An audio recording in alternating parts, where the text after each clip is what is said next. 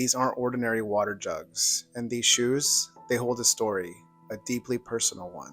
They're among countless belongings found across the Sonoran Desert. Each one symbolizes the journey of thousands of migrants who attempt to cross the US-Mexico border each year. Anthropologist Jason De León collected these artifacts as part of the Undocumented Migration Project. That water bottle might have saved someone's life, or that might have been the last thing that a living person ever touched, and it as they lose their life during this painful process. And so for me, every one of those objects that comes out of the desert is important and meaningful. He began this project in 2008 to highlight the stories of the people making the dangerous, often deadly journey to the US. In the mid-90s, the US implemented a policy called Prevention Through Deterrence, which increased vigilance around urban ports of entry. The idea was to funnel migrants toward remote parts of the US-Mexico border in hopes that the rugged terrain itself would deter them from attempting crossing.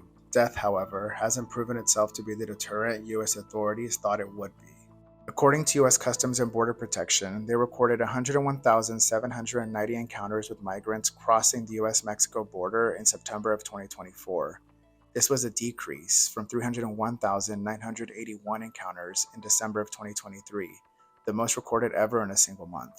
But despite the decrease, states like New Mexico have actually seen an increase in migrant deaths over the past 2 years. The New Mexico Office of the Medical Investigator reported finding the remains of 113 presumed migrants in 2023, compared with 9 in 2020 and 10 in 2019. New Mexico's migrant death toll now rivals Arizona's Sonoran Desert, where remains of 114 presumed migrants were found in the first 8 months of 2024, according to Humane Borders and the Pima County Medical Examiner's Office.